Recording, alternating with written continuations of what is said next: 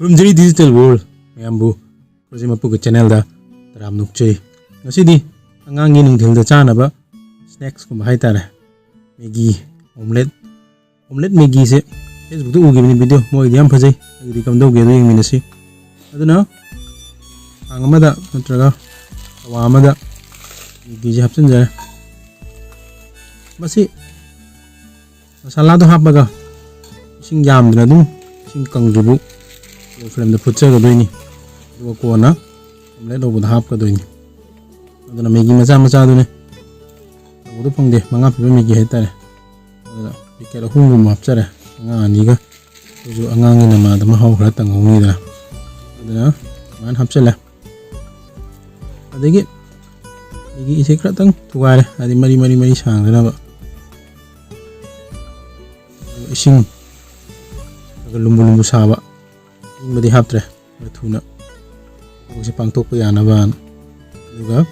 masala singju hapsan jare pulap mix tawraga mahi je kangdribu jaga doini la masala hapsan jare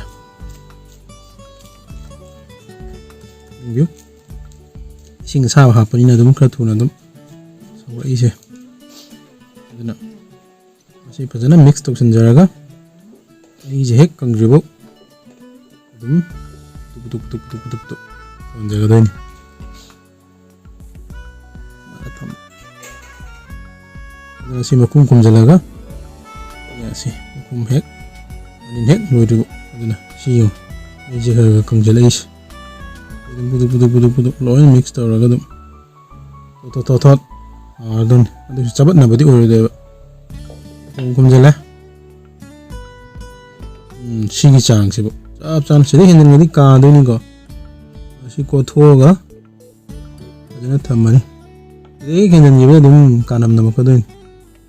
ana ba olam da pa jana ko thoga tamba friend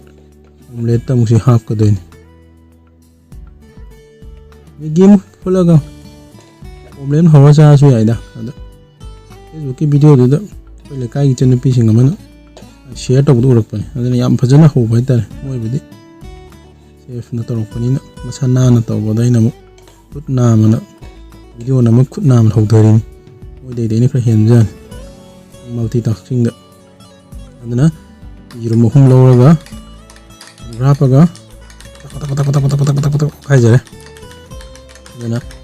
ina omelette kini moine to bodi sida dum tillo adagi rotek pa ga hape hagen angang cha ga do ina morotek pa yaw dra lo di kum na soiraga angorga maina hape direct hape ga yaw dra tuna refine craft chen jara ang sabina lo so bi hap chala tilo je hape 50% mu lo pa kanda jirum tipudo jolo hajen bayar si lâu chỉ hấp hết đấy tak on biba bit ko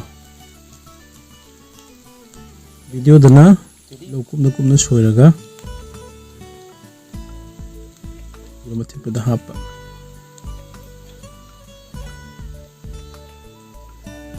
dana ai mulak da girum se jinjara jadi mathanda si 50-60% lokpa kanda mathakta Maggi do hapchin ngodoni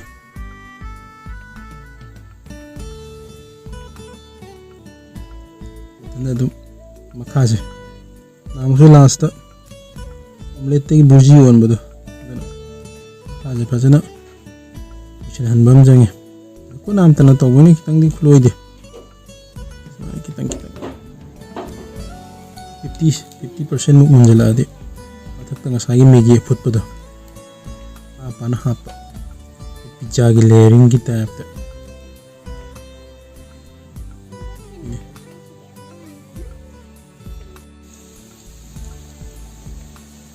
ina cheese ise jita grating tawraga muku pa hapet hapchan do video de cheese yaw de ina cheese la ina sum hapchali jan bit ni ko cheese hapchala 이 마탁다 뭐 사이기 Maggi 이 깡나 풋기보다 또 뭐 ꯍꯥꯞꯀꯗꯣꯏꯕ ꯁꯨꯃꯥꯏꯅ ꯑꯗꯨꯝ ꯍꯥꯞꯄꯤꯕ ꯌꯥꯔꯦ ꯃꯣꯏꯗꯤ ꯌꯥꯝ ꯄꯥꯅ ꯌꯥꯝ ꯅꯥꯟꯅ ꯍꯥꯞꯄꯦ ꯑꯩꯗꯤ ꯈꯨꯠ ꯅꯥꯝꯇꯒ ꯑꯣꯏꯔꯦ ꯈꯤꯇꯪ ꯂꯣꯏꯗ꯭ꯔꯦ ꯁꯨꯃꯥꯏꯅ ꯍꯥꯞꯄ ꯇꯧꯕꯩ ꯃꯑꯣꯡꯁꯤꯗꯤ ꯃꯣꯔꯣꯛ ꯑꯇꯦꯛꯄ ꯑꯗꯒꯤ ꯃꯌꯥꯟꯁꯦ ꯑꯍꯟꯅ ꯆꯥꯒꯗꯕꯗꯤ ꯌꯥꯕ ꯑꯉꯥꯡꯒꯤꯅꯤꯅ ꯃꯣꯔꯣꯛꯀ ꯑꯝꯇ ꯍꯥꯞꯇ꯭ꯔꯦ ꯁꯤꯁꯦ ꯁꯨꯃꯥꯏꯅ ꯇꯪꯈꯥꯏ ꯆꯞ ꯆꯥꯅ ꯊꯦꯛꯑꯦ ꯃꯣꯏꯅ ꯇꯧꯕꯗ ꯑꯩꯒꯤꯅ ꯈꯤꯇꯪ ꯀꯥꯏꯔꯦ ꯑꯗꯣ ꯑꯗꯨꯕꯨ ꯃꯍꯥꯎꯗꯤ ꯍꯥꯎꯏ ꯁꯨꯃꯥꯏꯅ ꯗꯛ ꯃꯅꯨꯡꯗ ꯍꯥꯞꯈꯤꯕ ꯆꯤꯁ ꯑꯗꯒꯤ ꯃꯊꯛꯀꯤ ꯂꯦꯌꯔꯒꯤ ꯌꯦꯔꯨꯝ ꯃꯨꯜꯍꯟꯕ ꯌꯥꯗ꯭ꯔꯦ ꯑꯩꯒꯤꯁꯦ ꯑꯗꯨꯅ ꯇꯪꯈꯥꯏ ꯕꯔ ꯀꯛꯊꯠꯆꯔꯦ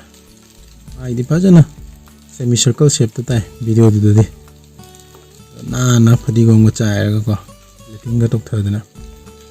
ꯑꯗꯨꯅ ꯑꯩꯅ ꯁꯨꯃꯥꯏꯅ ꯇꯧꯔ ꯃꯈꯥꯗ ꯑꯣꯟꯊꯣꯛꯑꯒ